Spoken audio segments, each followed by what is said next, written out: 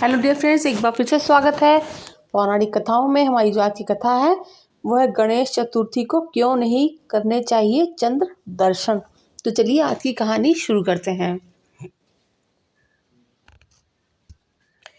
भगवान गणेश जी को गज का मुख लगाया गया तो वे गजवदन कहलाए और माता पिता के रूप में पृथ्वी की सबसे पहले परिक्रमा करने के कारण अग्र पूज्य हुए। सभी देवताओं ने उनकी स्तुति की पर चंद्रमा मंद मंद मुस्कुराता रहा। उसे अपने सौंदर्य पर अभिमान था। गणेश जी समझ गए कि चंद्रमा अभिमानवश उनका उपहास करता है। क्रोध में आकर भगवान श्री गणेश ने चंद्रमा को श्राप दे दिया कि आज से तुम काले हो जाओगे। चंद्रमा को अपनी भूल का एहसास हुआ।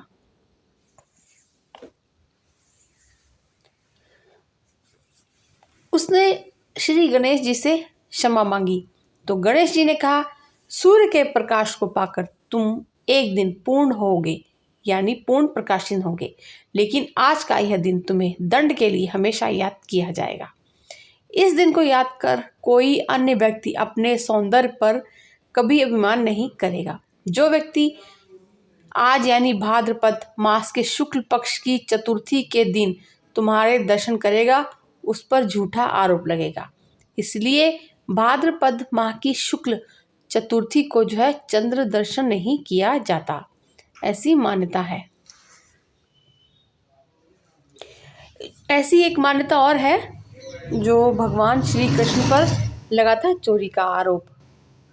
तो एक कहानी ये भी है कि सत्राजित नाम के एक यदुवंशी ने सूर्य भगवान को तप से प्रसन्न कर सैमंतक नाम की मणि प्राप्त की थी।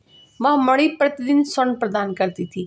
उसके प्रभाव से पूरे राष्ट्र में रोग, अनावृष्टि, पानी, बरसात न होना, सर्प, अग्नि, चोरी आदि का डर जो है लगा रहता था। एक दिन सत्राजित राजा उग्रसेन के दरबार में आया।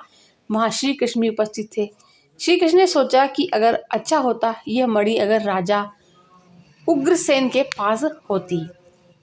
किसी तरह यह बात सत्राजित को मालूम पड़ जाती है, इसलिए उसने मणि अपने भाई प्रसेन को दे दी।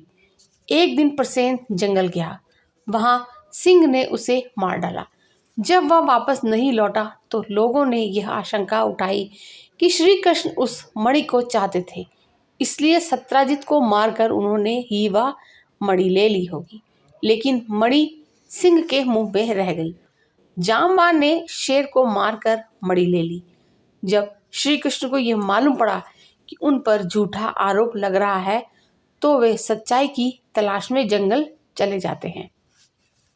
जामवान की गुफा तक पहुंचे और जामवान से मणि लेने के लिए उसके साथ 21 दिनों तक घोर संग्राम करते हैं। अंततः जामवान जो थे समझ गए कि श्री कृष्ण उनके प्रभु हैं।